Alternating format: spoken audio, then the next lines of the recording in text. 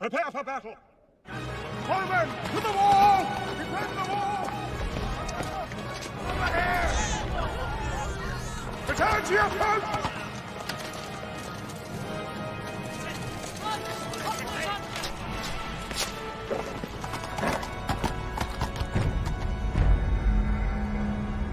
Send these foul beasts into the abyss! Hello and welcome to another Wheel of Time. Not Wheel of Time. I just barely got finished that. Another Writer's Showcase. Sorry, both begin with W. Anyway, allow me to bring in my guests. First off, Johan. Is everything ready? Do it. Thousands of souls extinguished by the push of a button.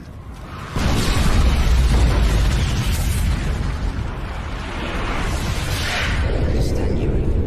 This is only the beginning.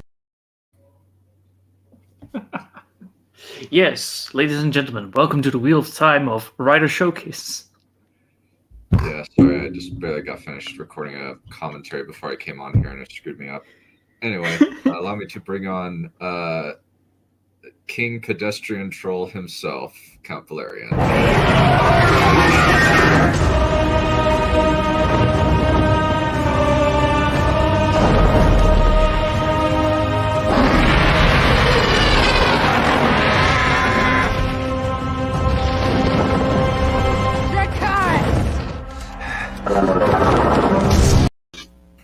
Die screaming. But yes, we all have Wheel of Time on our minds. Well, here's the thing, my friend, regarding the die screaming. Bring it on. At least you buried it a bit this time. You brought the llama back. Yeah. Well, I have two now that I can utilize at my discretion. Yeah, but the one you usually use lately is the gassy one. This time you've got the llama back. That doesn't make sense. I miss the llama so much. Cusco. What? A llama? He's supposed to be dead! Yeah, weird. Weird. Let's see if Yeah, anyone's he's supposed to be dead, yes. Alrighty. Well, Johan, since you're, it's quite late over there for you. Yes, and I still have people that are waiting for me downstairs, so if you Alright, mind. you go first. No, go first. Go for it. Blah, blah, blah, blah. Alright, let's go. The God, the Demon Lord, and the Certifiable Wizard. Well. I never thought that demons would be able to be petrified. I guess no one ever thought of it. Until now, that is, says the wizard with a smirk on his face. He reaches out his hand to strafe with his fingers on the Demon Lord's petrified face that is now in a constant emotion of anger. Oh, don't be so hot-headed. I won fair and square. I mean, really. So much power, and yet it all was taken away by such a simple spell. As the wizard finished his sentence, he starts to chuckle and follows it up by a laughter. Within minutes, the room lights up as sun rays start pouring through the castle windows, revealing now the room fully. And all those who have been petrified, those who try to flee, those who try to protect their lord, and those who were just there at the wrong moment. All of them turn to stone. As the sunlight touches the stone floor, it reveals a burned paper scroll where the wizard stood. The wizard moves to one of the windows to look at the sunset as he speaks once again. You know, this all could have been avoided, really. I must say I don't mind a new garden for my plants to grow in. After all, you burned it all. My tower, my research. You know how close I was to immortality? Then seeing it all go up in smoke. Man, I despise every single one of you. In his voice, frustration is heard as he clings his hand into a fist and puts it near his chest. The wizard eventually walks away from the window, and a portal starts appearing behind him. The wizard tries to look behind him to see what just happened, but within a flash of light, he feels a sudden pain in his chest. He looks down and sees a gaping hole in his chest. A mighty voice is heard as the wizard tries to hold his grab on one of the edges of the portal with one hand to hold himself steady, and the other one on the hole to stop a heavy bleeding. "You fool! You ruined my beloved hero's journey, and now my well-out-thought story is ruined. Begone, vile wizard, and may oblivion take you."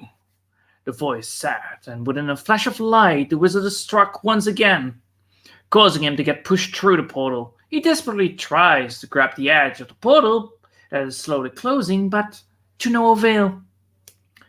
The wizard's whole body starts to disintegrate into dust within minutes. As the portal fully closes, he speaks his final words. I guess it's true what they all say. But I didn't know it's supposed to be a warning. Oh man, I really should have listened to that cleric." As the last words come out of his voice, the wizard is no more. Now, the only thing that's left behind of the wizard is a green crystal floating in a dark space full of sparkling stars. The end. There you go. Well, that was quick.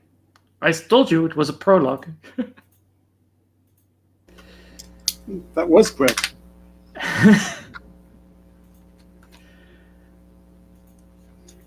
It's supposed to explain It's supposed to explain It's supposed to explain where the green crystal comes from, as the story begins. So that's why it's a prologue. Well, I like your reading of it. It's full of gusto. Yeah. And I actually laughed a couple of times. So that's Wait, what does gusto mean? Enthusiasm. Ah, Spirit. Jinx, you owe me a soda. Out of Balerion. What? We both said enthusiasm at the same time, therefore I get a soda. Dice screaming. no.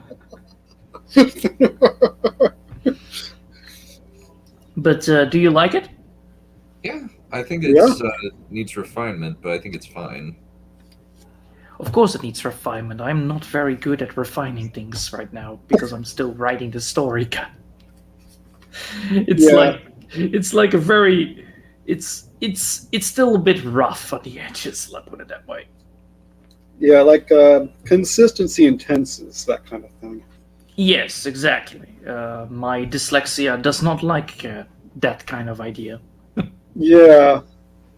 So it's like, you're pointing a shotgun towards the image and it's like, wait a minute, I still need to make sure that this is right, and then you finally write it down correctly and then new things appear like snakes under the grass. It's like, oh, damn it!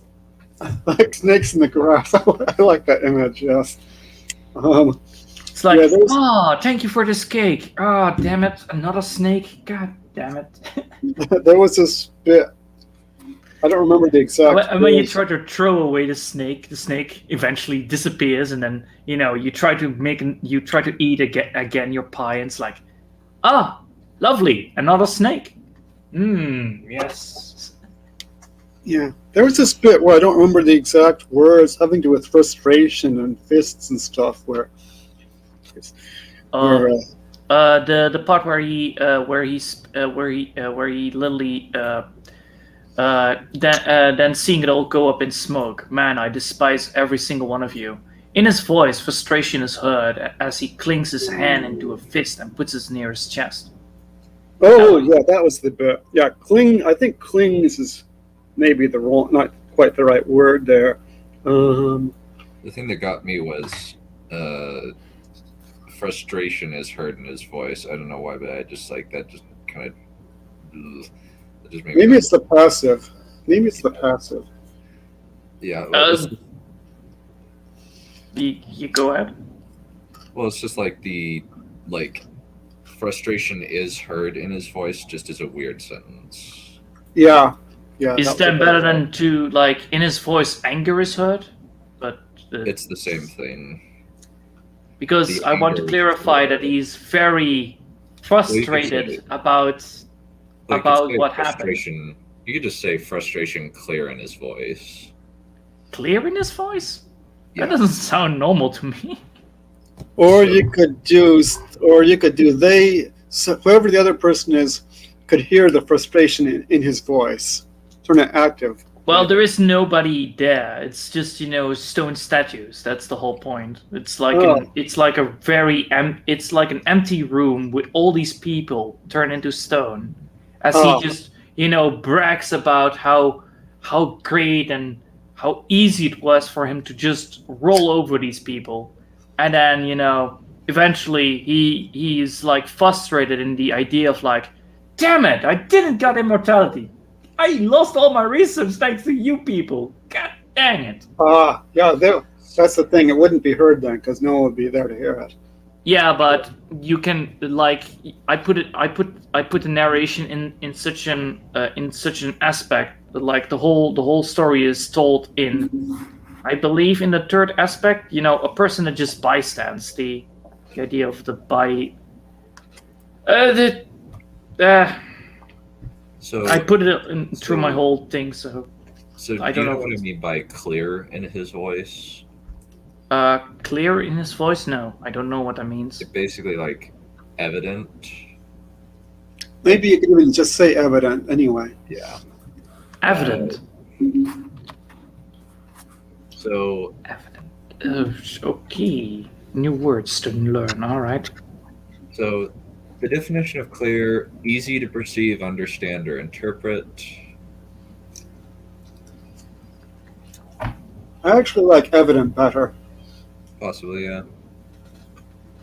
Or frustration, figure out like an active word, like frustration. What's the word? What's a good word? Frustration emanating from his every word, or his frustration coming off. His frustration built with each word, I guess. Oh, Builds, frustration yeah. is built in his voice. Frustration is builds up as each of his words are. Yeah, okay, I see it. Greetings, Hey, brightness. How's the bard piggyback riding? No comment. Oh, hey, Becca. Look, the weirdos are streaming, Mom. No, those are not weirdos, my friend. Pretty much. And yeah, nerds. Yeah. Guilty as Fucking charged. nerds. Oh, I'm take that. proud of it. Guilty as charged. I am so prude. I'm so prude of you. So prude. Anyway, Very funny. My sides are splitting. They jolly well better be. splitting already. I didn't know that you were two sides of the same dice. Oh, I was going to say something else, but I'm not going to say it. Okay, Axel is here too. Hello there. Yay. I was Well, about to say- anyway, thank you for the feedback on this. I'll definitely take a. He's gonna. All right.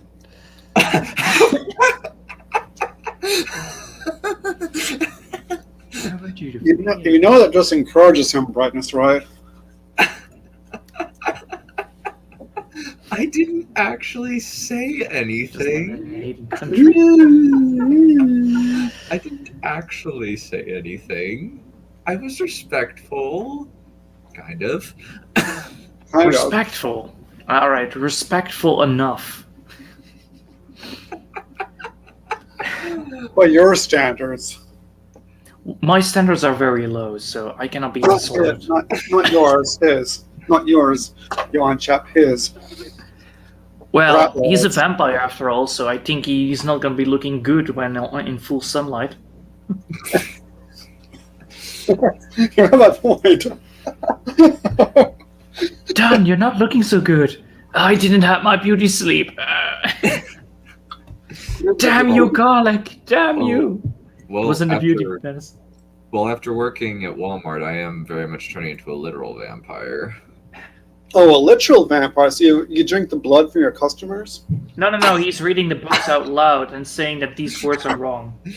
Oh, I didn't To people that say. I didn't actually say anything offensive. I didn't say anything about you two much. Wink, wink, nod, nod. Wait, what? It's like I didn't say like you and him together in one room, in one tiny little room, close by, you know? It just happens. Well, they probably watched a lot of anime together. I think they watched. Oh, that sounds like a torture system for Becca. I think they watched the Wheel of Time anime. Wheel of Time anime. Yes, very good. Honestly, the Wheel of Time anime would probably be better than the show. Oh, definitely. You had to encourage. Do it. Do it. Parody? I can have my revenge. You called me evil. How dare you? I actually watched a lot of Doctor Who. Aww. Who? Wholesome Doctor. Alright, well, let's stop teasing the British giantess who just barely let go of her accountant giant, bard giant. Wait, she let go? Oh, damn. This is a romantic moment in the story. Well, time to watch Frozen again, I guess. Yes, John, because we're all children who don't know what an expletive innuendo is. Innuendo, what is that? When you hint at something, especially something very expensive, something. Something. Oh yeah. I have people downstairs that actually need me. Okay. But it was fun catching up to you guys, and I hope you enjoyed my little writing. I will make sure that I will have chapter 2 done by within 2 weeks or 3 weeks, so that I can have like more to tell instead of this. Cool. I think actually like a good answer to the question to innuendo Is also nowhere to be found in this film. God damn it. This is making me chuckle so much. I have excellent comedic timing. Yes, you're an Oh, excellent kind of guy. What is two? What a true Chad. No, Anyway. I'm a Sigma. I'm fine with Anyway, that. I gotta go, and until the next time, I guess. So, smoke bomb. Have a riot. Alrighty. No, you. Yes, I do. This is on for the rest of the stream. No, you don't. Yes, I do. No, you don't. Especially because no, it doesn't is kind of like the motto of this group these days. No, it's not. No, you don't. Well, we haven't done that in weeks. Yeah, And not it so was much of over- Go for it. There hasn't been quite so much of it ever since we got away from the Star Wars. And the nice thing is, we are not going. There's going to be no more Star Wars movies for the foreseeable future. Good. Yeah.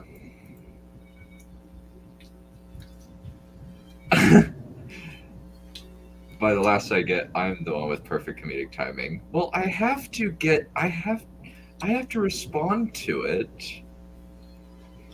She does have perfect comedic timing. It's true. Yeah, we both do. We both do. I think mine is pretty good too. Oh, of course. Never doubted it for a second. In fact, mine is the best. Let's just say we all get first place, and then everybody else, and then we all get second place, and then Tara gets first place. I don't know about that.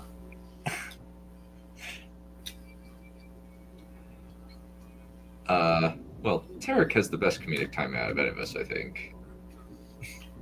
Yeah, except sometimes the comedy consists of F you, F off, shut the F up, F, F, F, F, F, F, F, F. That's what makes it funny. And then the fun is is coming up with a comeback. Yeah. Like, I would like to, but unfortunately, I am unable to at the moment. Or what I said last time, which was, no thank you, I'd rather not. Alrighty. It's your turn, Balerion, and then I'll go, and then we'll call it. I'm not quite done eating yet, so maybe you better go first. Alrighty. Unless you want to wait another 10 minutes. Oh, okay. This is why 3:30 would have been better for me, but here we are. Well, you said 2:30. I was saying 2:30. Oh, 1:30 would have been better. Yeah, What? sorry. I had 2 last-minute opt-outs. About that made me think about not doing it at all. 1:30. But stupid mountain time zone. Yeah. Yeah. Well, no comment. Restraining comment about that emoji. What is that emoji? I want to know. Help. It's it's restraining comment. It's No with comment. the tongue out. It's with the tongue out. Yeah, I get that.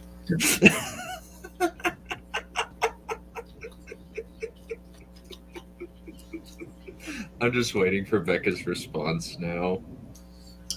What's this about mountains not having brains?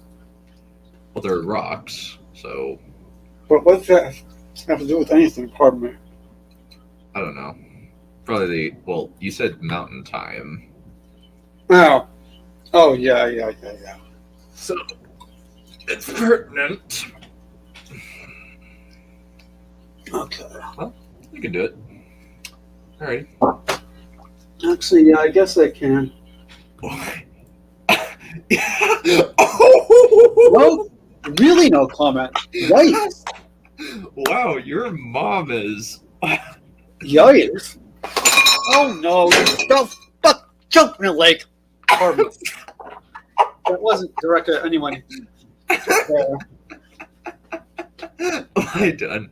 I was you're worse than my mother. Wow, your mother must be shipping you guys hardcore. Why aren't you married? Well, that's what I would be doing. It's a really good thing I'm not her mother. Well, they're both a couple of wholesome adults who go mostly on perfectly appropriate romantic outings over the fields and apparently pulling Jesus and Peter maneuvers over the fjords of Britain.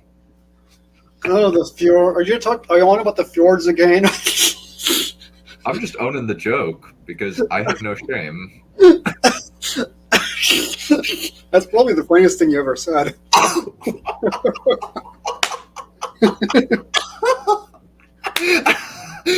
Wait, what?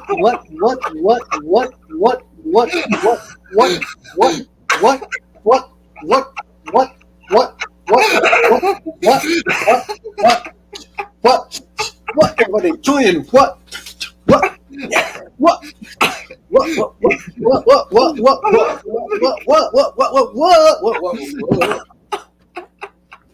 Yikes! I just threw myself.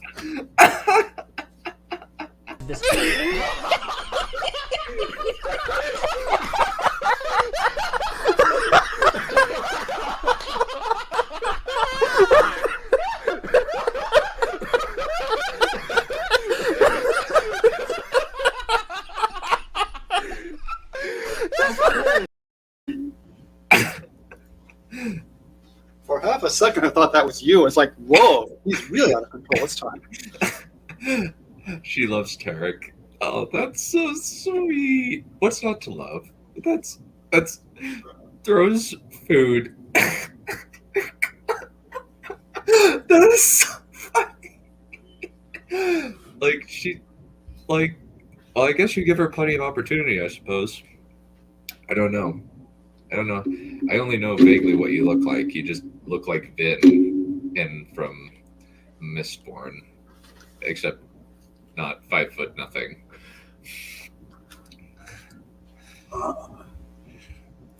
Alrighty, I will get started.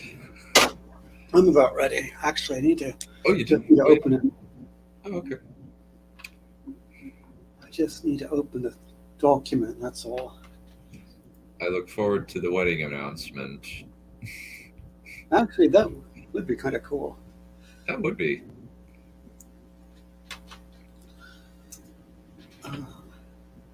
Let's see. No. I am. We can remember where I left off. Well, no, it's funny. I would. I would ask on a scale of 1 to 10, how good is Tarek as a kisser? But we don't all know that Becca's going to say he's an 11. No comment. No comment. You got this. Says Kissing- the capital letters. Kissing is a perfectly wholesome activity for two wholesome dating couple. It's perfectly acceptable. I didn't say it was acceptable. I said no comment. True. Oh yay, we skipped the questions.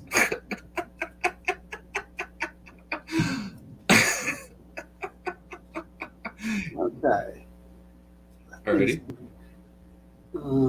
I can remember where I was last time. Margaret just got married. And they're watching a puppet play, but I'm probably going to skip that. I'm probably going to cut that out. But anyway, here it is. They had bribed Edrion to serve as puppeteer with promises of food. Edrion was mildly annoyed at being saddled with this chore and hoped dinner would be worth it. At least the weather was better than that wretched rain at the wedding, though. He didn't actually remember much of the wedding day except rain. It seemed to take forever for the ceremony to be over so he could move on to the banquet, but why did it have to be outside? His silly sister Sanan had wanted to follow the custom of releasing crickets. Edrion didn't really care for insects much. In fact, Edrion didn't actually like any animals very much. The banquet had only been passable, and the weather had been beastly. Why did it have to be so wet? His father had been annoying too. Did he have to roar with laughter when Margaret had flubbed her lines? Granted, it was ridiculous, but why couldn't father observe propriety? Forms mattered, even if not as much as dinner. Where is he? Adri burst into tears. Is he alive? What is that awful emperor doing to him? Is he being tortured? Finished Margaret in a low voice. I do not know. I hope not. Her voice was shaky, but she somehow managed to keep from sobbing. She would be head of the family one day, perhaps sooner than she wished, and must represent it to the outside world. And yet, I don't know about this next bit. Why should she be forbidden to have a heart? She squeezed her hands together to keep from wringing them. Adri made a desperate attempt to stay calm, but her voice was broken with weeping. We lost our mother. Will we lose our father as well? Margaret sighed and took Adri's hand. I do not know. I wish I could say something comforting, but I do not know. I had a horrible feeling when we parted, and his last letter did nothing to dispel that feeling. Is that why I always looked so sad, even when he smiled? Especially when he smiled. Adri broke off, and there was silence for several minutes. Their friend Seinen changed the subject tactfully, hoping to take her friends' minds off their troubles. I think I left a space in there. I did. Sorry.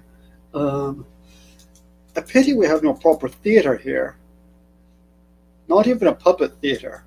We only do farces here, and those in the upper banquet hall. They're not very good. Margaret sighed again. At least it was fun building a log theater and making puppets out of bark cloth. It had not in fact been very fun, although that was because their minds were elsewhere, and both theater and puppets were rather crude, but at least had kept them busy. The play is good anyway, said Barama after several minutes.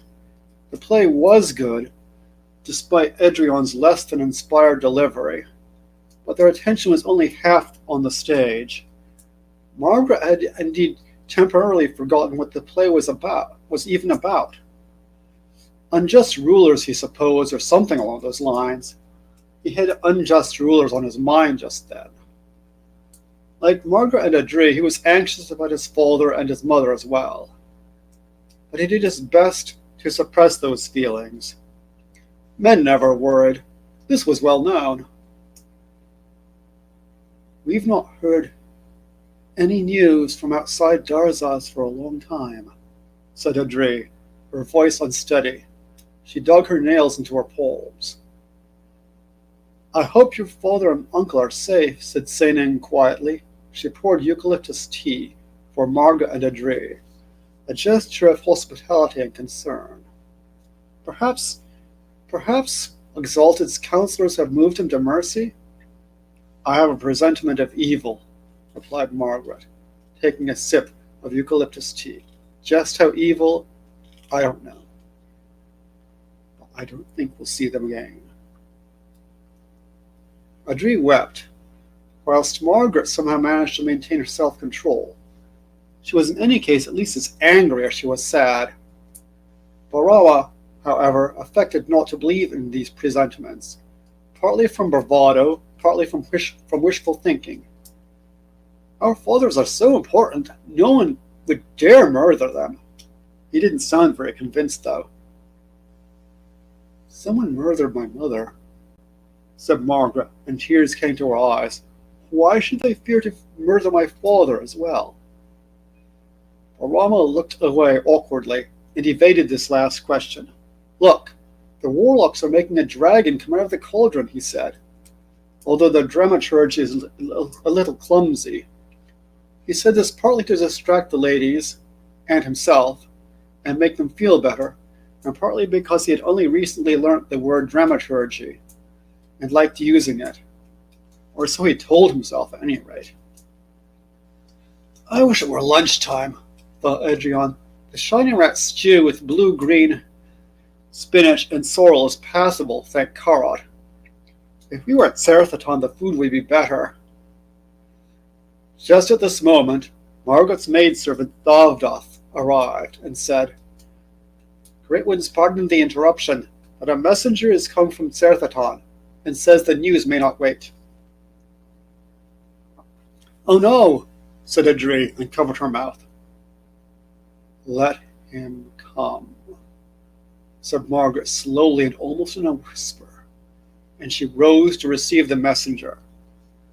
A man in the livery of Serthaton, a green robe with a saber-toothed tiger on the chest, approached and bowed. What news, Cor? Asked Margaret, fearing the worst. Adrian had stopped the puppet play and came out from behind the makeshift stage to listen. I grieve to say the great ones, the Counts Pilamar of Serthaton and Garawada of the Ambata were put to death for treason, replied Kor. He knelt on the ground in token of sorrow. I am sorry, my ladies in Barama, said Adrian. I feared this would happen. He too knelt.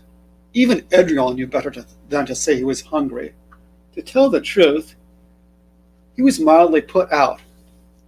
The Count's had seemed pleasant enough, and Count Pylamar had kept an excellent kitchen. Why did Exalted have to rain on everyone with its executions? The others all fell silent. No one moved. However expected, the news could not fail to shock. Grief, anger, outrage, fear. All these feelings contended for mastery within them. Losing one's parents is never easy, but losing them to shame and humiliation as well as death, and all this unjustly, that was too much to bear. Barama pretended to be stone-faced and what he considered manly, but didn't do a very good job of it. Adri burst into tears and wrung her hands. Seinan embraced her and looked anxiously at Margaret, who was enraged, and despite her previous forebodings, almost incredulous. "Treason!" she cried, pounding her fists. "Treason!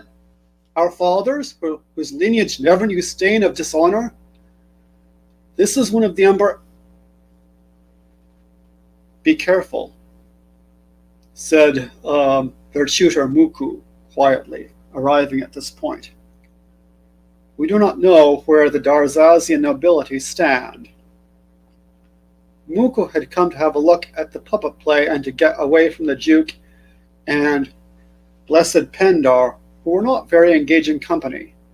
He spent most of the day trying to get the Duke's permission to publish the Grand Yaji's decree, and the use of the Duke's couriers to send the decree to the capital, Tenna. Duke Edrion had been studiedly vague about whether he would actually allow Muku to publish the decree, and under what conditions. Haggling with Duke Edrion was tiring work. Emperor's advisors' lies, finished Barama quickly. "This must be avenged," yelled Margaret. I'm getting tired of being careful. Why do we always have to be careful, no matter what they do to us, and to our people? Something must be done. "First the blessed ones must be mourned, however," said Muku, kneeling in token of sorrow. "I am sorry for your losses. May Sacred Nine receive their souls." "May Sacred Nine receive their souls," repeated all present, also kneeling. They then recited the prayer of the Nine 3 times, as custom prescribed, but the mood soon shifted from piety back to wrath. Margaret indeed had been saying her prayers in an angry growl that ill accorded with the spirit of the words. "They'd better at least bury our fathers with due honor," said Margaret. She felt tears coming, whether tears of grief or anger she knew not. She kept pounding her fists, little caring that doing so was not very ladylike. "Either way, we'll have to observe the mourning period as best we can," said Barama, trying half successfully to steady his voice. Seinan went up to Margaret and Adri and kissed them in the Kellerman fashion with the eyelashes. "Can we help?" she murmured. "For now, no," said Margaret, "but I will remember your kindness, and shall have great need of it. Thank you for everything." Edrion looked awkward.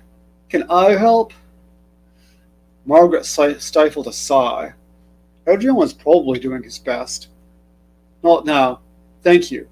Go get something to eat." Edrion obliged. "Come with me to my quarters," Muku told Margaret and Barama in an undertone. "I must give you a private lesson, and Adri as well." Margaret and Barama threw their heads back in assent, politely excused themselves, and went to follow him. Seinan bowed her head and went to her apartments, where she went some time knitting a tapestry of the allegory of mercy as a sympathy gift. "Treason?" said Margaret as soon as they arrived in Muku's guest chamber. The room was small and crammed with books. "What sort of an insult is that?" "Your gracious fathers were deemed traitors by those in power," said Muku. That is why we must be cautious. Even in Darzaz, we cannot be certain that Exalted doesn't have spies in our midst. They are not traitors, insisted Margaret. It's unjust, said Barama more calmly, albeit grinding his teeth. According to the social expectations of the nobility, Barama was expected to be stoic, and had been so well trained that he managed to pull it off, in a manner of speaking. Margaret had it hard. While she could afford a little more emotional display than Barama, she wasn't expected to show too much emotion in public. Unfortunately, she had never been very good at concealing or restraining her feelings, and now, of course, it was even harder. Barama had always been better at doing what was expected, within certain limits. "They murdered my father," she said loudly. Better to yell than to weep. Barama and Muku made gestures to be quiet. "We don't want them to hear us," said Barama. "Who knows who's an enemy and who's a friend?" Margaret made a savage gesture of assent. Adri was sobbing. She made very little effort to restrain her sorrow, and being younger than Margaret, not the heiress, no, the countess, of course, now, was under less pressure to conform to the strict standards of noble etiquette. She did not trust herself to speak. Margaret hugged her tight. "I guess we'll have to pretend to be stoic," said Margaret with a loud sigh. "I hate society. Meanwhile, we'd better prepare our own memorial service, I suppose." "Yes, who knows when we'll be able to do it properly." "Would you like for Blessed Pendar and me to draw up plans for a suitable ceremony?" asked Muku. "We could take some of the burden from your shoulders and let you rest and meditate." "Thank you," said Margaret. "I mean, Blessed blesses me with great bless, of course. No, I mean, oh, you know what I mean." "Could you also design a monument to the blessed dead?" said Adri, drying her tears. "Of course." Let's see how much. Ticket records.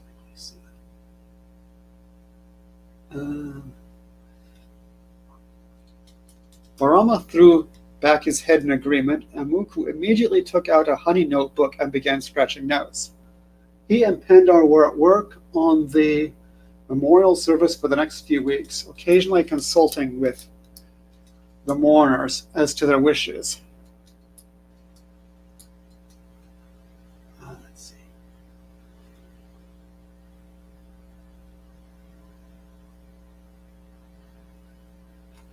It was while Margaret was sitting outside under the great pine tree in silent companionship with her sister, Seinan, and Margaret that the second messenger arrived. This time wearing the livery of the Ambata, the castle called the Ambata. This messenger had been sent by Barama's brother, the Count Umara, and was one of his lackeys. It was fortunate that Muku was busy in the library doing research for the memorial service, for had the messenger seen him, it might have gone ill for him. "What now, Deloe?" said Margaret with a disdainful gesture. "What is my noble brother, the favorite of the exalted Balks, importunus lesser lights? Count Umara has ordered me to convey Exalted's command that Margaret and Barama come to court forthwith to receive a signal honor," said the messenger, adding with something of a smirk, "I dare say he wouldn't refuse you other ladies either." "What?" exclaimed Margaret. "While we're in mourning? After having our noble fathers executed? Does he think it'll cheer us up? He must wait. Politely inform Exalted that we must carry out the period of mourning before we can even think about what to do next," said Barama more tactfully. But he ground his teeth. "We are stricken by the most grievous sorrow, and whatever our gracious fathers may have done in life, piety is due them in death." If this statement seems unusually eloquent for Barama, it's because he had prepared it in advance in case his father indeed got killed. Exalted's patience is not unending, said the messenger. Be wise. Leave us, said Margaret, drawing herself up to her full 5 foot 2 inches. I don't answer to you. The messenger looked Margaret over as if to size her up, smirked again, and made a sarcastic bow. Then he left them to discharge his embassy to Duke Edrion. That is, to mutter polite nothings, possibly spiced with the odd veiled threat. The Duke made the requisite humble noises. And that is enough of that.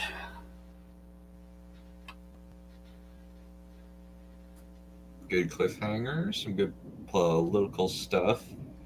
Good reaction, I think. Presentiment. Yeah, I was a bit confused.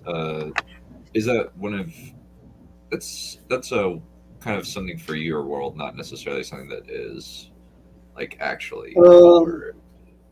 I believe it is a word, yes.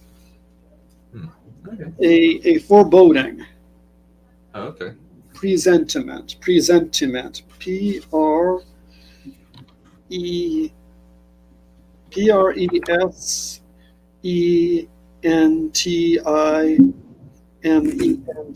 Presentiment. I looked it up and it said it means it's like I think it's French. I think it's French for presently or currently. It's not. You mean premonition? Premonition is also a good word, but presentiment, yeah, it's definitely. I'm gonna look it up myself. Presentiment, an intuitive feeling about the future, especially when of foreboding. See, I knew it. Huh. Yeah. Heard it before. Yeah. Yep. Yep. It comes from all the reading and stuff I've been doing ever since I was, no matter how don't know how old. I've picked up a vocabulary. Yeah, I just looked at presentment and found formal presentation of information, especially by a sworn jury offering an offense or other matter. You left out the I. That's why. Oh, okay. Let me see if I can share my screen. Oh, okay. No, I got it. Okay, presentiment. Okay. I have never heard that word. I will definitely use it in the future. It could be an interesting idea for a magic system. Yeah, I mean, you could also say foreboding, foreboding might even be a better word. But I think I've used the word foreboding in this book too. Yeah. So Well, it can mean a bunch of different. Foreboding can mean a bunch of different things. It's a good adjective. Noun, but yes. Actually, noun or adjective, I think. Okay. I thought I might get rid of or remove the puppet play bit and just have the messenger come in and announce the death during the wedding banquet or something. That'd be a good idea. Well, it depends. It could be a good humor bit, like you remember the puppet show in Legend of the Seeker? Yes. Yes, I do remember that. But of course, there the puppet was part of the Plot. story. Yeah. Okay. I might just remove that bit. So it didn't drag too much, did it? No, I thought it was fine. And I didn't notice any drag to it. I think just like I'd like to see more like physical descriptions. That's kind of sometimes it kind of felt like it was kind of reading almost like a script at points. Where it's just kind of like dialogue tag, dialogue tag, dialogue tag, dialogue tag. But that was the only point of criticism I could think of. Yeah, interesting, because there are bits in the novel where I don't think there's enough dialogue, where it seems like there's too much exposition, but you'd like some actually to have some more exposition.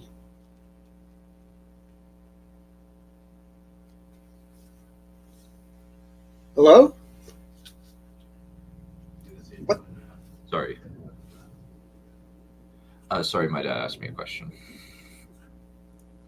Sorry, my dad asked me a question. I just said he was going to get a haircut, and he's asked if I wanted to come along, and he's like, sorry, I'm in the middle of something. Yeah. Where's my question again? You were saying something about too much dialogue, or not enough dialogue. I mean. Yeah, because in some places it seems like there's too much exposition. Maybe not here, but elsewhere. So you would think there should be more, just more. I think like interstitial things between the dialogue will kind of help the flow. Yeah, I do like dialogue. Well, no, it's not a matter of like taking out the dialogue. It's just inserting like the physical movements of the characters and how they react to each bit of dialogue. Yeah. Physically in between. Oh, shut the.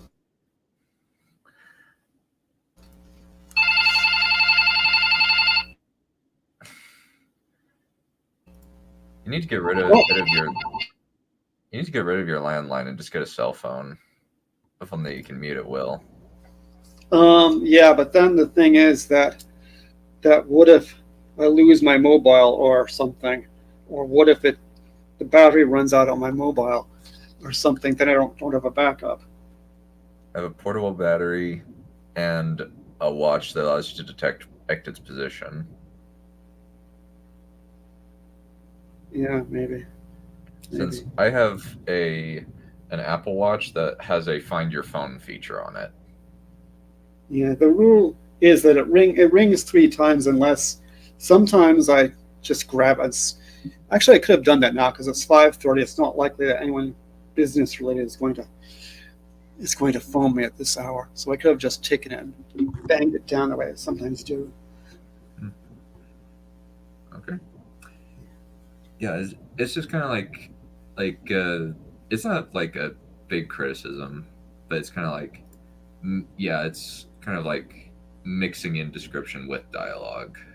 Since I think that you can keep pretty much all the dialogue. I don't think you need to cut anything. It's just a matter of like putting in how, like, you know how when Tyrion is talking to Tywin or Catelyn is talking to Robb, there's like physical movements, there's internal monologue going on, there's a lot of different things going on in between the dialogue sections. Yeah. Although it's also true that there are some authors that will just have dialogue. They won't even have the tags. Like T.H. White will do this a lot. They'll just then they'll move on to whoever the next person is. The next person says. Sometimes you have to pay attention to who's saying what. Yeah, like kind of like I think that's probably like the reason why T.H. White's style is not used by anybody, as far as I'm aware, unless they're trying to be like artsy. Yeah, which is not to say that he doesn't write well. Well, it's not. Yeah, no, I haven't. I can't judge, but I'm just saying that his style is not used by anybody that I've read in this day and age. Yeah, mind you, his style's gone downhill lately anyway. Yeah, that's no argument there. Alrighty. Yeah, I think the best stylists I've read so far are Joe Abercrombie and Steven Erikson are the best style guys I've seen so far. But the ones more so these days, these days, the one I've seen who's best seems to be Martin, and the rest seem to be kind of mediocre. Yeah, like Sanderson is kind of like mostly like trying to get the story across in a easy to digest manner. Yeah, and not a recent author, but Herbert is often rather turgid. He'll have these words. You know the kind of words I'm talking about. With we've got O. We've got these compounds with O in it, like the physio psychological nexus of the dude. Just Alrighty. Well, just now. alrighty. Any other thoughts that you wanted to talk about? Die screaming. Sorry, that was kind of random. Well, that's the thing. I have the perfect response. Sounds like a gas baby. Bring it on. That was just kind of random anyway. Well, there's a. Oh, well. I can No, always don't use- do that, because if you do, I'll just go. Come on, is it really that freaky to see a man with a bunch of sausages singing? No, Would you don't like- do it, because if you do, I'll just leave and I'll go on my walk. And then I'll miss you reading. It's And then it's not that bad. I'll decide if it's that bad. It's not as bad as a baby being swung around by its umbilical cord. Well, maybe not, but that doesn't make it good. I never said it was good. I'm just saying it's not that bad. I'll decide what's that bad.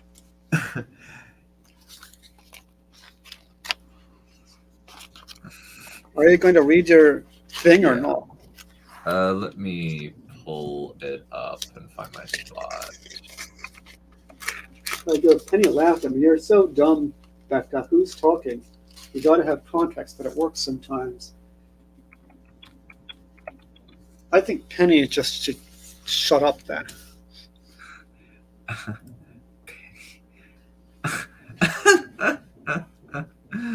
Done.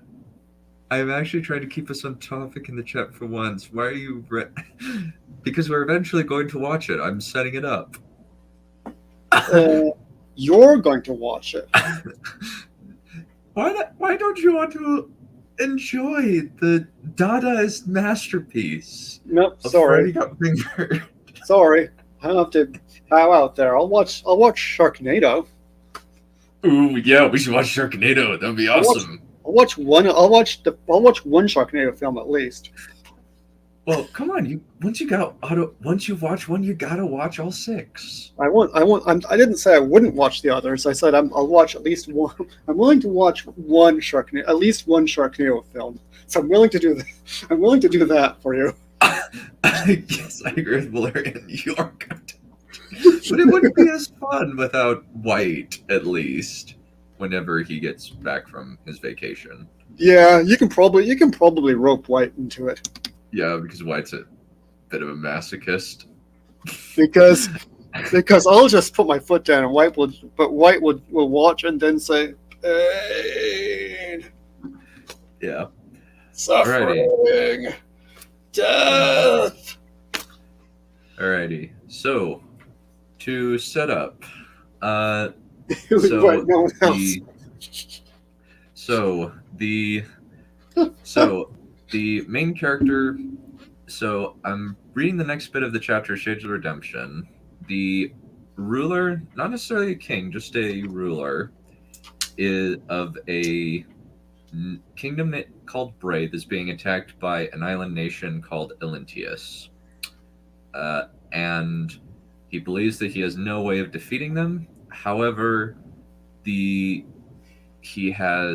visitor arrives with a ring and promising him that he will have the ability to fight his opponent. And this is the shop who also sells credit cards and pyramid scams and stuff like that, right? He probably does, but it's all for a good cause. Oh, well, then. And Kamul accepts this agreement, and Malachor leaves to try to negotiate a single combat with the enemy. And now they set to waiting. Only an hour later, Malachor appeared on the wall. They have agreed to a contest of champions, he declared, nodding toward the Elentian camp. However, they want it to be 2-on-1. Why? Antal blustered. They can't know that we have a new weapon to use against them. They want it to be as close to a microcosm as the awesome of the battle if it were to happen without it being completely Equally unfair to you, Malachor shrugged. It is the only way their king would agree to the challenge. Though, if they lose, they will leave. Fine. Kamul took a firmer grip on his mace. They want a 2-on-1 fight? I'll give them a 2-on-1 fight. Good. Malachor pointed to the space in between the two armies. They will face you an hour from now. I suggest you prepare. Swallowing, Kamul glanced toward the enemy, thinking through all the possibilities to anticipate what kind of warriors they would put up against him and how he could counter them. The best option was probably to try to overwhelm one of them as fast as possible and crush him before dealing with the other. How did you do it? Jason asked, suspicion plain on his face, to say nothing of his tone. How did you get them to gamble like this? I am quite persuasive. Malachor raised a cool eyebrow. Besides, what does it matter? You have a path to freeing yourselves. Do you doubt your friend's ability to fight? I doubt a newcomer giving deals that seem too good to be true, Jason said flatly. A fair enough perspective, Malachor shrugged, completely unfazed. However, you will find that all of my gifts deliver exactly what I promise. Jason frowned suspiciously, but he didn't say anything. Sighing, Kamul put his hand on his friend's shoulder. It's all right, Jason, he said reassuringly. It's the best chance we could hope for. Which is why I don't trust him. Jason insisted, though his voice was calm. The other man rarely raised his voice. He viewed it as a sign of weakness. It was a quality that Kamul had done his best to emulate. He thought for a long time the only way to get what he wanted was shouting. Then he met Jason and seen how effectively he was able to get people to follow him through calm determination. Rather than taking offense, Malachor waved his hand dismissively. I take no issue. I have often been met with suspicions throughout my travels. It is a great gift that I offer, and you are right to question me. Impatient to move on, Kamul took Malachor's hand and squeezed it. Thank you, he said earnestly. Thank you for giving us this chance. Malachor inclined his head, then he glanced toward the Elintian camp. Prepare yourself, Kamul. This battle is the point of no return. Once it begins, your life will never be the same. With that, he bowed and vanished. However, his voice whispered in Kamul's ear, I will find you after the duel. My price will be paid. Well, what now? Elran asked. I want to be alone for a bit, Kamul said mildly. I need to have a meal. It's never good to go into a fight on an empty stomach. The others nodded in understanding, then parted to allow him through. They knew he preferred to have solitude to collect his thoughts and prepare before going into a fight.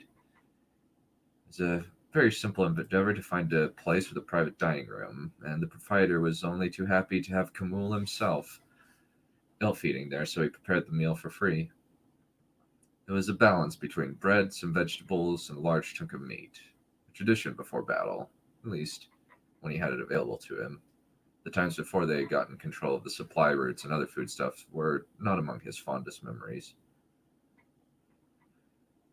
Once the meal was done, he walked to the castle to a secluded room. A broken, weak figure lay on the bed, long blonde hair framing an angular face.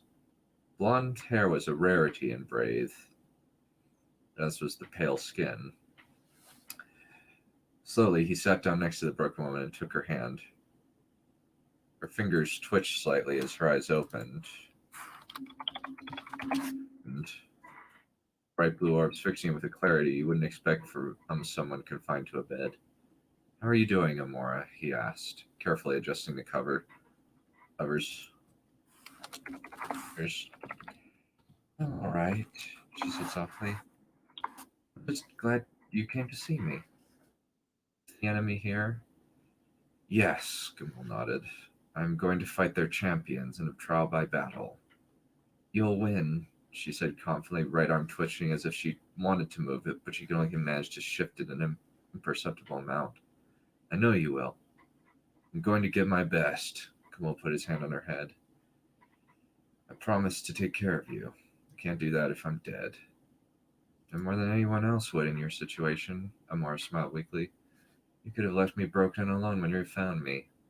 Never. Kamal shook his head. I could never have left you. I know, but back then I was scared I'd die. She winced. Sometimes I wish I had. Kamal didn't have an answer for that. Amora's body was broken beyond anyone and Eddie's ability to repair. She'd been thrown down a mine shaft and had broken several bones, including her lower back and arms. By the time he and the few other slaves had found her, they'd partially healed, and their rudimentary healing resources had only managed to maintain her in the state she was in. Even now, all they could do was take care of her. Do you need my help? Amora asked, twitching slightly. No, not yet. Kamal patted her hand. We might soon, though. I'll be ready then, Amora sounded sad. I suppose I won't be able to see you fight. No, it would be too dangerous, and I would never risk your life. He laid his hand on her forehead. I'll come to see you once I win. I know you will. She smiled and closed her eyes.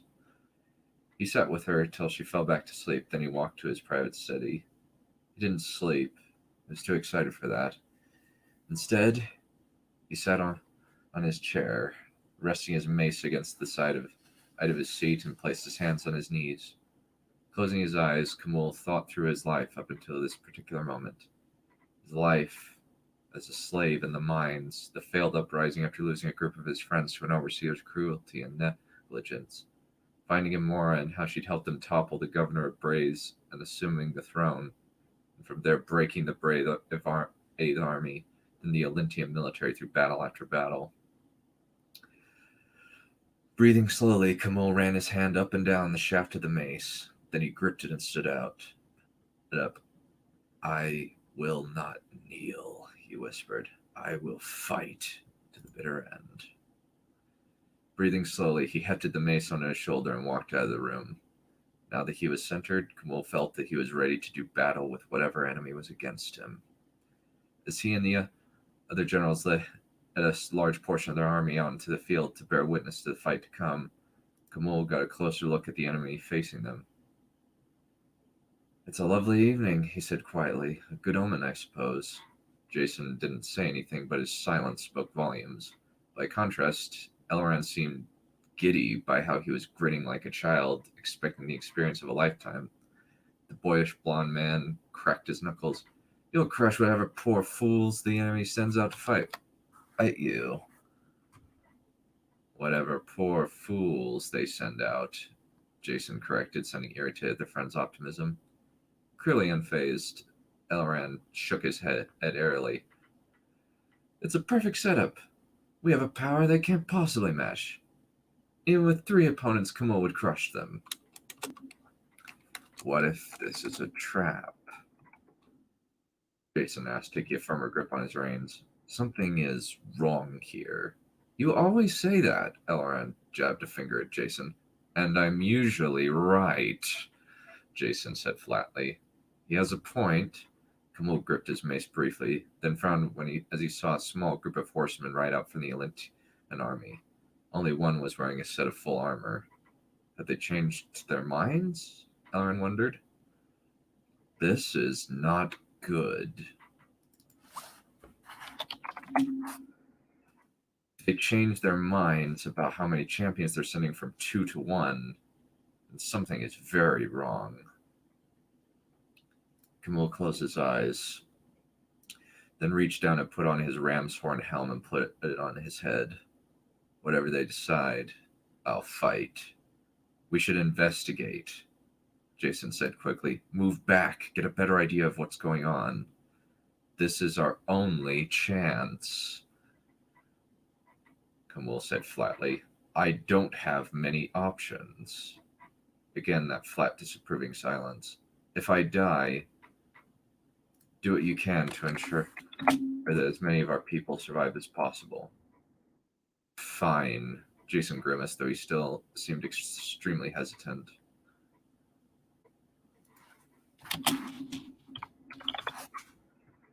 He nudged his horse forward, horned helmet a comfortable weight on his head.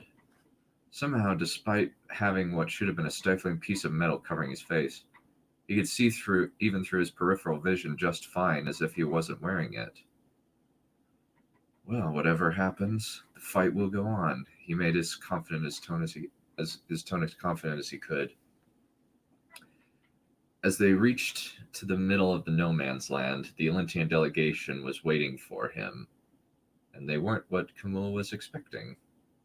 2 of them wore chainmail with 3 crescent moons over a sword of their island kingdom, but the one that was likely to be his opponent wore full plate armor fashioned from black steel, covered by an equally dark hooded cloak with silver trim, a sable steel mask, and a crude spiked diamond covered his face, an eyeless thing giving whoever this was an inhuman appearance. Instead of 3 white moons, 3 blue skulls atop a stone mound were inscribed onto the figure's gauntlets. The figure was quite a bit thinner than he'd been expecting, almost feminine in shape. Impressive helmet. The voice was the strangest so far. It was a woman's voice, a cultured woman's voice. Yours as well. Camille let off his horse's back and dropped to the ground, pulling his enormous mace from his saddle and twirling it with one hand. The strange warrior tilted her head, posture giving the impression that she had a speculative expression under that strange eyeless mask. Could she have one of those rings? Camille thought as she followed his lead and dismounted. So you are to be my opponent, he continued, resting the head of his mace on the ground and placing his hands on the pommel. What is your name? I am Farah, heir to Olyntius. The woman passed her hand over her face while pulling her hood back, causing the mask to vanish. The face underneath was a beautiful one. She had long black hair, pale blue eyes, an angular, smooth-skinned face, and bright red lips. The only blemish was a scar down her cheek. Casually, she drew her long sword and placed the tip on the ground in imitation of his posture.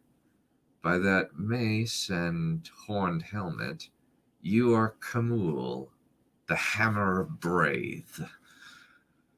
Holding back the urge to swallow, Camille let himself examine the sword that his enemy was using.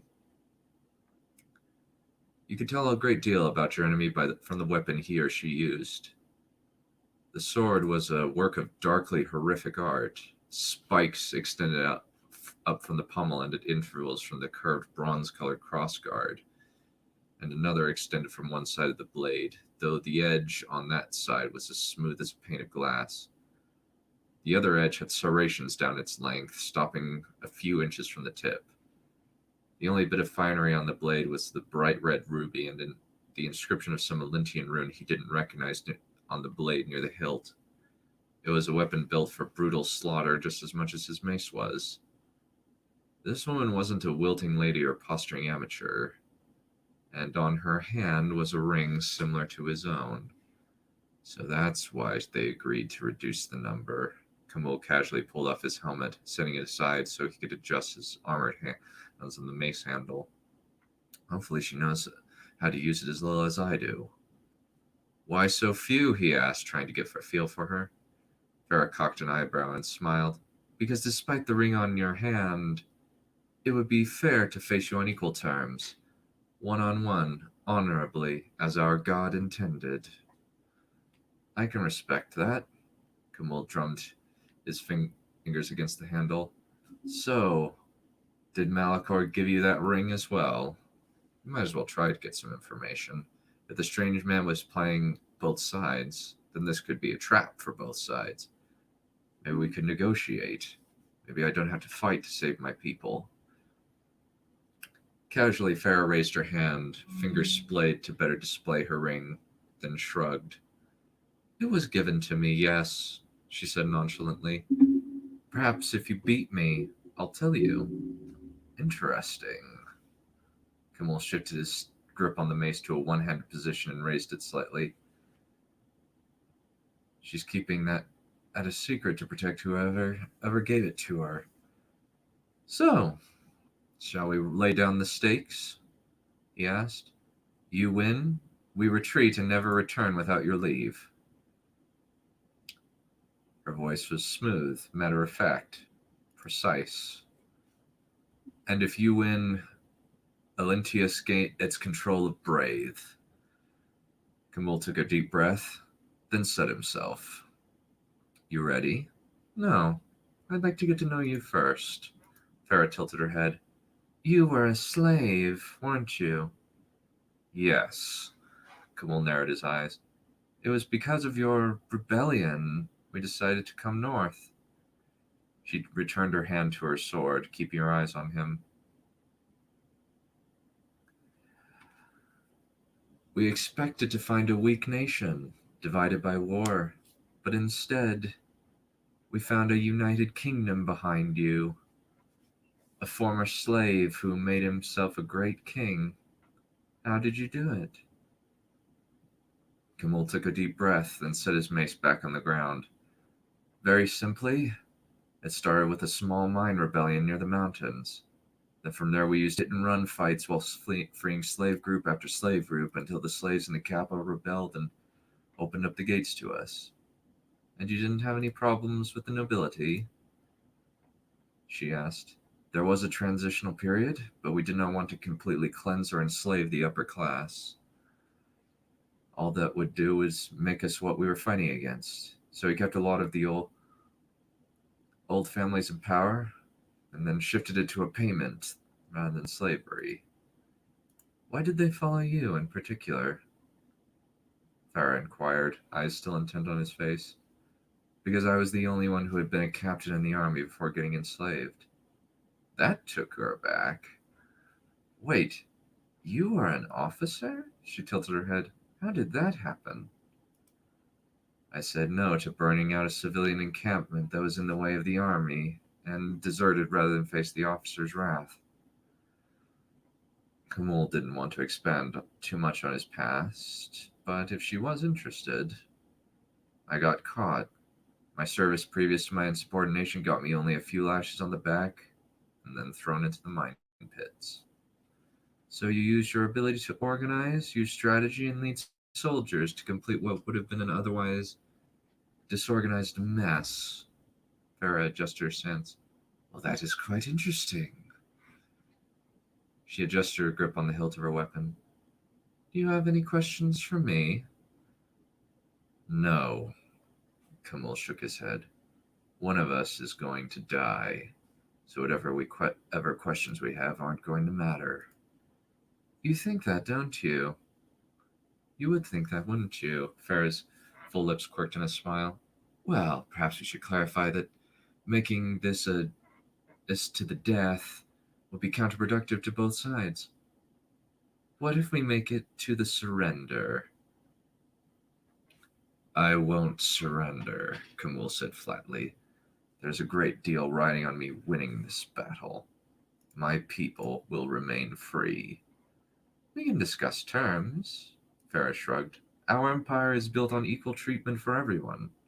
We have no slaves. Every man and woman is held to the same standard before the law. You can have the same rights, the same privileges, and the right to a place in the assembly. Why such generous terms? Camille asked, frowning slightly. Because our resources are needed elsewhere, she shrugged. Why waste men on a skirmish when the real war is elsewhere? What exactly is this war? Camille asked. If you agree to the terms and agree to offer us military support for the war to come, we will bring you into the fold, Farah offered. Camille closed his eyes, took a deep breath, then met her eyes. I can't do that, he said flatly. I fought for my people's independence for 3 years. I've lost friends to this war. I can't surrender after all that. If I give up without a fight, it would be an insult to their memory. Instead of getting angry, Farah nodded in understanding. I can respect that.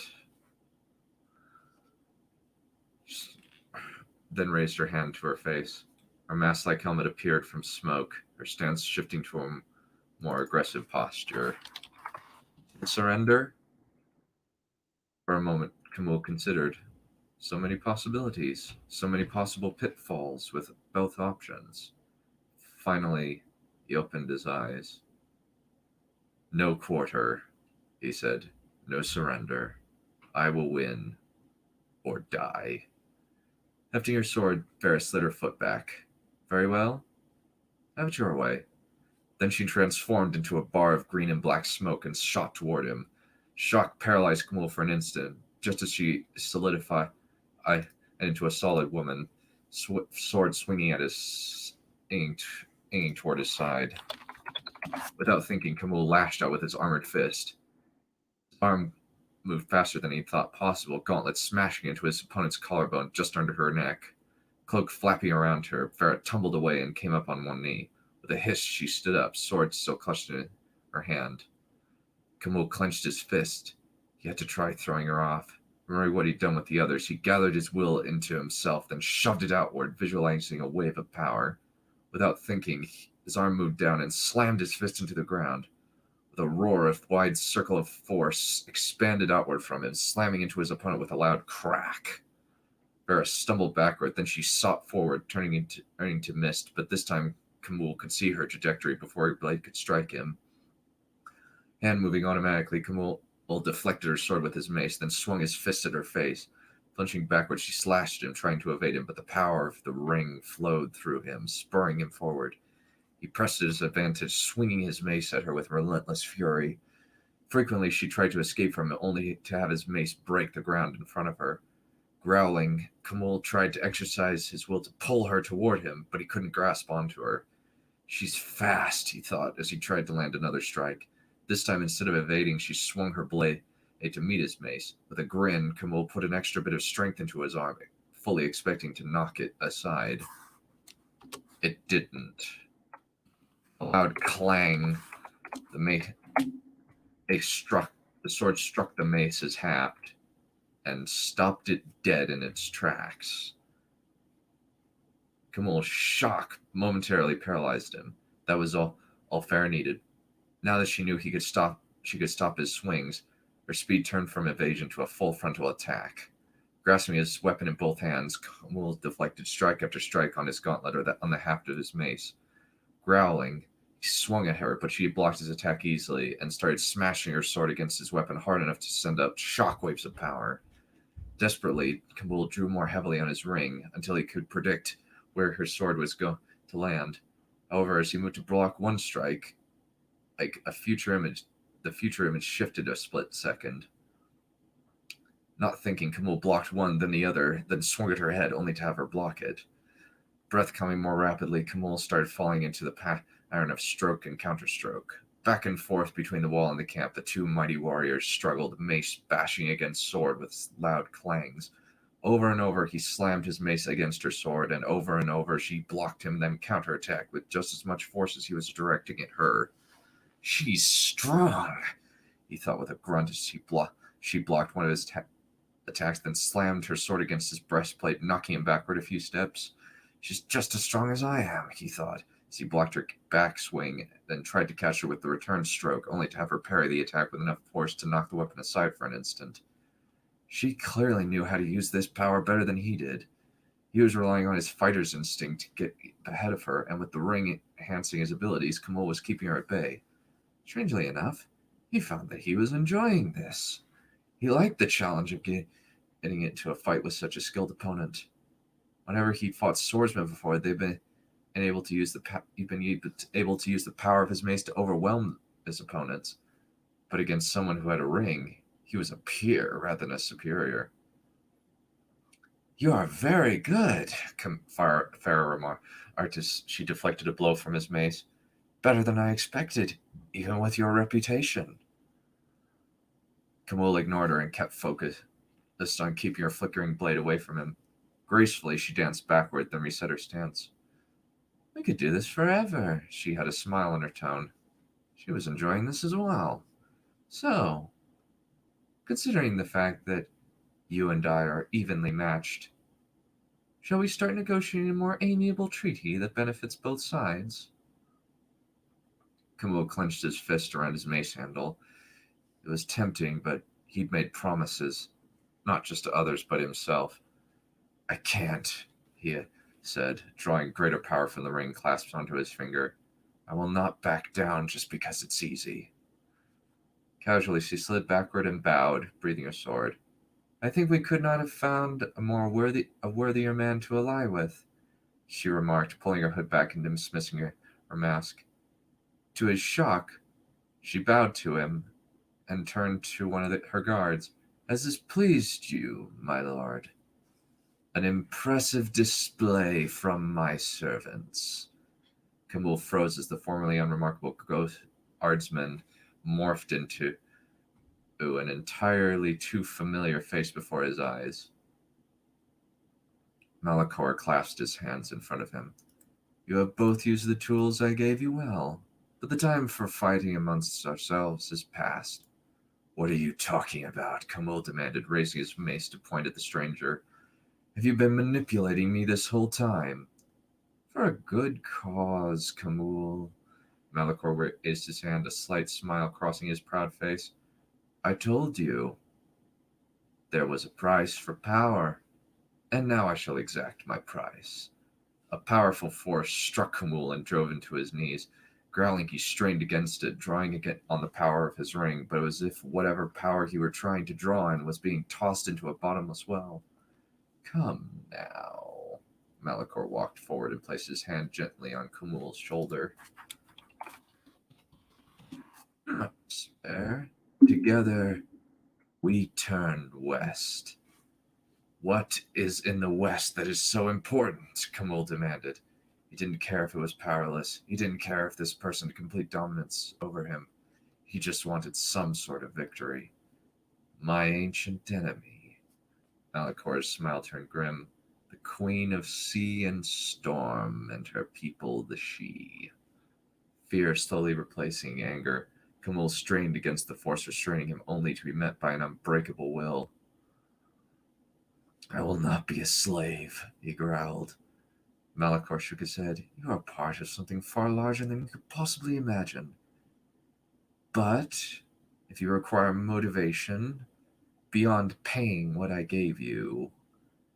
He reached out his hand toward Kamul's helmeted face.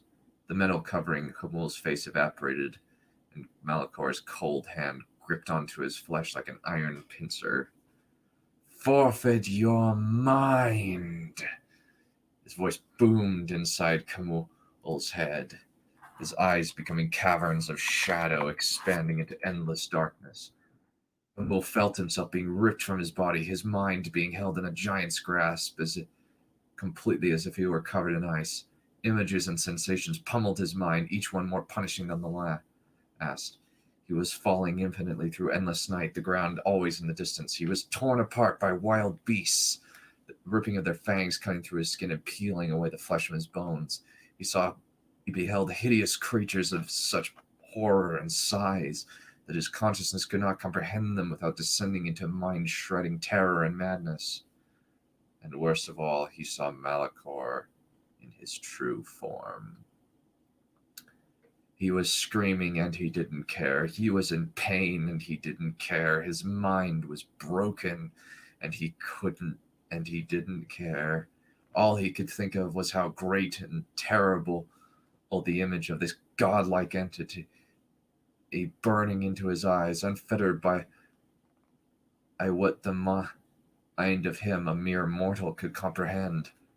Finally, mercifully, the vision ended, and he was thrust back into his body. Gasping, he drew out to his hands and knees, mind reeling from what he had seen. Finally, he brought himself to look up at his master. My friend, Malachor gazed down at him, eyes returning to normal. You have nothing to fear. You are now part of something truly noble, and your people will be rewarded. Kamul lowered his head slowly. How had he thought to resist a creature like this? What could he do but submit? I pledge myself to you, my lord. Good. Malachor raised him to his feet. I grant you immortality, powers like you have never seen, and a war worth fighting. Kamul nodded, then glanced toward Farah. He frowned. Something was significantly different. It was as if Malachor had stripped away any illusion covering her face, revealing a pair of dark orange eyes set in an unnaturally pale face threaded with black veins, especially around her cheeks and eyes. It didn't lessen her beauty, but it was startling. Surprising, isn't it? Farah brushed a lock of her hair behind her back. Now your eyes have been opened. You'll be seeing something similar in your own face. Closing his fist, Kamul looked down at the ring on his finger. I have one request, he said quietly. What is it? Malachor tilted his head. There is someone who might benefit from this, he explained. Would one of these rings be able to fix someone who is paralyzed from the neck down? It would depend on what that person is capable of, Malachor explained. There is a girl who can control animals with her mind, Kamul said matter-of-factly. Malachor's eyebrows rose. Who is this girl? He asked. I have extensive spies. Going throughout the land, and I have never heard of this development. We've been keeping her a secret ever since we found her broken body down the mine shaft, Kamul explained. Oh, that's interesting, Malachor narrowed his eyes. Please, Kamul pleaded. She's been in pain for 3 years. If you can... Yes, Malachor waved his hand. I have 6 rings besides the 4 I've given away. One for such a unique individual coming into my service seems an appropriate trade. Thank you. Kamul put his hand to his chest and bowed. And that's the end.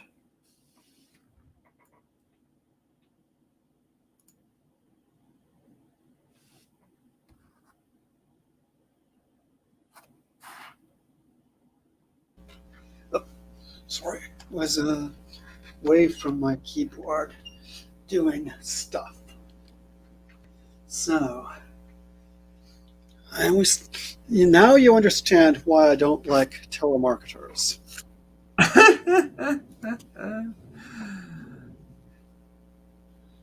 Now you understand. What can you do?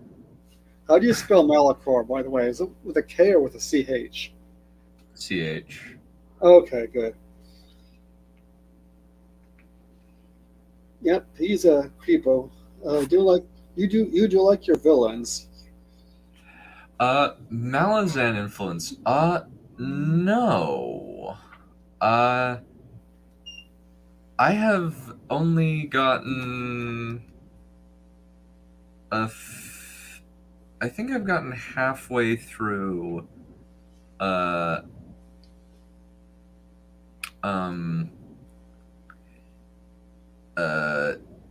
Garden of Bones. This is more kind of a combination of, how do I put it? A combination of, what is it?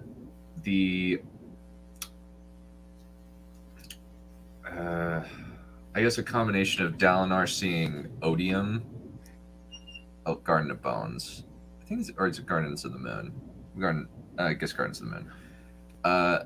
And it was kind of more just kind of, and as well as kind of Cthulhu, where you can see, you see something so horrifying that you cannot fully comprehend it. And that was kind of the idea with what he's being shown, and that essentially breaks his mind so that he is now Malachor's willing servant. And I see Mephistopheles and Faust in there too. I actually haven't read much of that kind of thing, I must admit. Well, I haven't read it either. I only know the opera. Oh, I haven't even done that. I haven't watched any operas in my life. I've just seen multiple ballets because my sister because my parents dragged me to my sister's recitals. Okay, yeah. There is. I think there might be a ballet with this. I think. Probably. I just know that I was just like kicking and screaming, saying, "Please don't make me go. I hate this bull crap." Yeah. Well, I don't do ballet either, so I can't say much about that. Let's see. Where are we? I don't know if I've gotten that far. Maybe. The ring cutting him in half. No, he didn't get cut in half. I didn't do that. It was more just he's opened himself up to things that it will be better if he long term if he didn't. But it's a possibility of things getting better.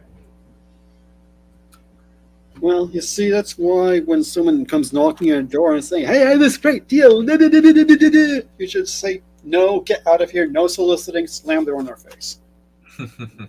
That's why. So, was that Hera? The same Hera? Farah. Phara, Phara. Oh, okay. Phara. No, this is a completely different universe. There are no dragons in this book. Okay. Well, she sounded kind of similar. All elegant women sound relatively similar. Not to mention that elegant warrior women. Maybe I just read them relatively similar or something. Should have asked. Oh, what was that about? Oh, he should have asked. He should have gone ahead and found out her information too, instead of saying no surrender. That's not a literary criticism. That's just advice to him. Oh. Let's see. Well, what else? technically, he does. Technically, he does get her info because they're going to be working together. Okay. Well, he will now, evidently. There were a couple of Flatleys in a row, I think. Okay, yeah, probably should change that. And unfazed is a little casual, perhaps. Okay. What would be your change there? Let me see. Good question. Unconcerned? What would be kind of the difference between unconcerned and unfazed? Unfazed is a little slangy. Really? Huh. Well, it's just a matter of taste. I'm not making a big deal of it. It's actually interesting that you say that unfazed is slangy because I've heard it in kind of a bunch of different books. Yeah, but I mean, some of the writers these days are very kind of casual. Anyway, like Brando Sando will have people use words like stymied and stuff like that. That's kind of slangy too. Oh, I didn't know that stymie was considered slangy. That's interesting. Yeah. Well, I guess I have. I guess what it is that I'm probably being influenced by Tolkien again and aiming at a somewhat higher style. Interesting, because I've always considered stymied as more as kind of higher vocabulary. No, not to me. To me it sounds like slang. I wouldn't be surprised if it came from Yiddish. It sounds like slang to me. Although if it did come from Yiddish, that would be interesting. So I'm not saying it's bad. But it's kind of so jarring. stymied is actually from golf. Golf, no wonder. It's an obsolete rule in the world of golf. Its origin is mid-19th century. It's a golfing term denoting a situation on the green where the ball obstructs the shot of another player. Yeah. And it's just entered the common vocabulary as meaning prevent or hinder the progress of. Yeah, a little slangy. Maybe it's just that your definition of slang and my definition of slang are very different.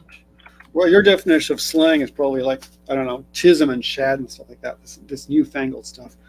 Modern, like once it's like like if it gets to say when it gets to like if it's like earlier than the like if it's later than if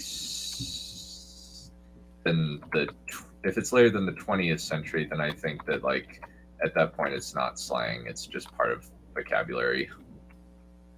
For me, it's a matter of what context it's used, what of the context, and what is it, the high style, is it low style, is it middle style? To me, it's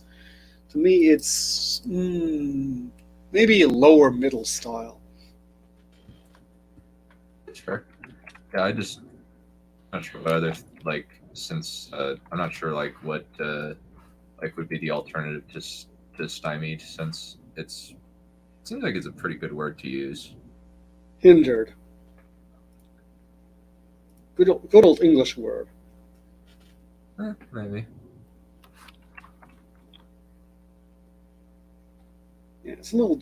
Yeah, the language sometimes in the Stormlight Archive can be a little jarringly contemporary, even though I guess they are contemporary in a way. They have email and stuff. Well, something kind of like email or text messaging. Yeah, I don't know. Well, I think it's just like kind of they don't use the like the vocabulary that they mostly use is stuff from like the like modern style, like from the 18th century. Like high style is nowadays is considered 18th century.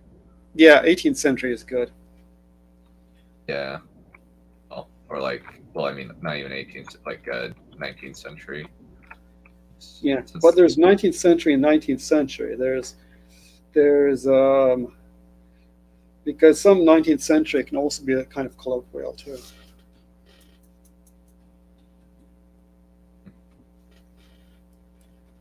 Yeah, interesting. I never thought of it that way. I just kind of like stymied is just a good word to use.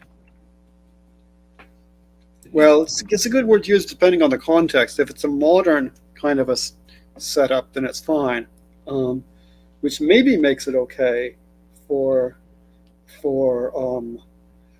Stormlight Archive, although it's a little jarring, but maybe it's okay because maybe they're relatively contemporary. Although then why they have high princes and stuff if they're contemporary, I don't know. I'm just thinking like just the fact that like modern kind of that's the kind of the weird thing about modern writing. The writing is that they'll use like they consider like 18th century words. Since stymied is from the 19th century, I think that like just readers in general just consider that to be the like the most classic they're interested in engaging with. Yeah, but it wasn't. Yeah, but it wouldn't be used in 19th century literature. It would be used in 19th century like and like you said, golf. That's not exactly literary. Yeah, no, So, but it's kind of but that's kind of the origin of the word, and now it's kind of just entered the popular vernacular. yeah, probably came in via journalism. Yeah, the bane of many people's existence. Yes, yeah. For example, I wouldn't use it in Lady Margaret, for example, because it wouldn't fit the tone. If I were writing a realistic novel of the present, I would probably use it.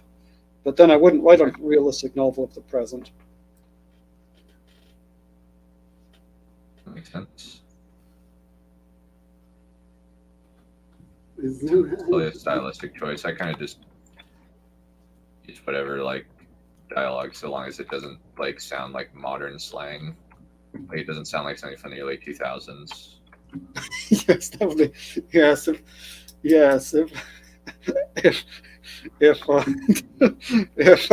Camille would say, "Wow, this ring is Tisney," or "What? Well, you're a female warrior? That's so woke," or something like that. Not if she's hot. Something like that. Not if she's hot.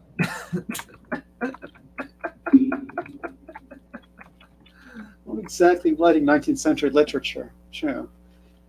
Which reminds me that the next time I plan to finish off the rabbits, and what I'll do, let me see.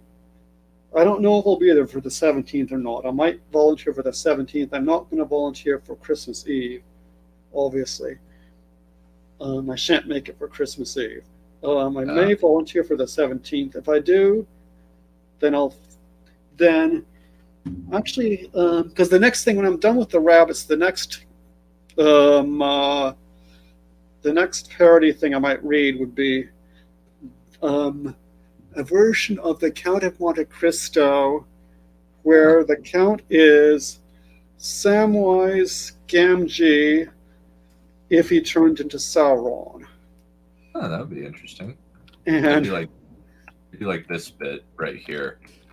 Well, I zone out and come back. We're talking about centuries and not guard level weirdness. well, yay. Well, yes. What was I saying? It's as if Middle Earth were 19th century France. Huh. Speaking of the 19th century, so that's what I think I'll probably do next when I'm done with the rabbits. In terms of parodies, I'll go on reading my serious novel as well.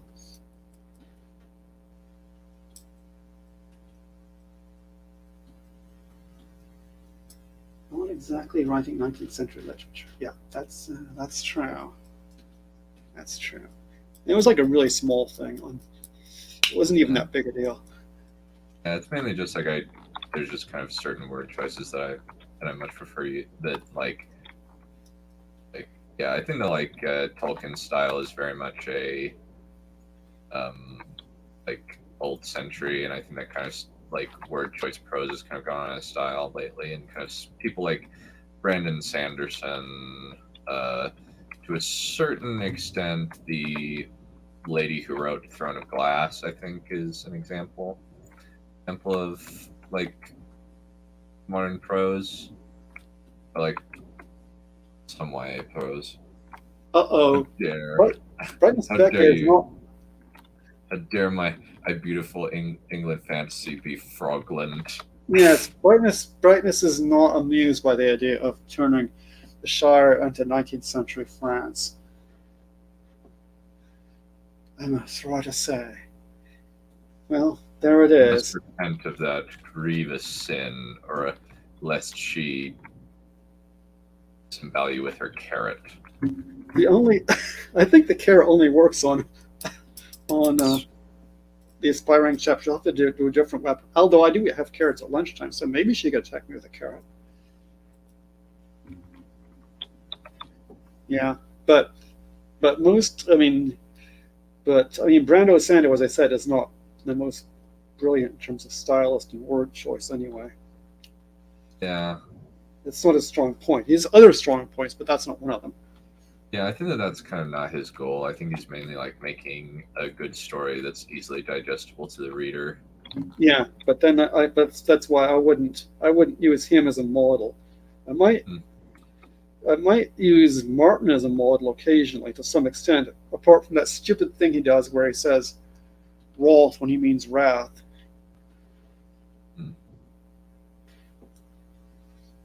Yeah, since isn't it you are wroth with something rather than, since that's how it's used biblically and in the Book of Mormon. Yes, it's an adjective. Wrath with an A is the noun.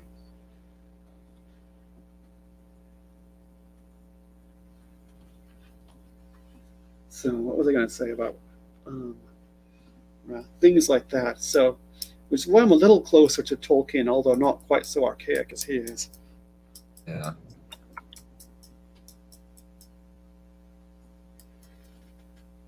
Understandable. If the carrots didn't kill you, they don't work, she says. Alrighty. Well, I think we will conclude things there. Thank you for coming on, Balerion. I appreciate it. We will be back. We will be back, I think, Monday evening for the book readers stream of episodes 1 through 5, and on Tuesday we will do the show watchers stream in the afternoon, I believe. And This live stream has been brought to you by Malacard. There's nothing quite like it. Malacard. Is that supposed to be like a pun on Malachor or Malachi? I'm not sure which it is. Actually, Malachor. I forgot about Malachi. Yeah. I'm a little closer to Tolkien. Balerion 2021. Yes.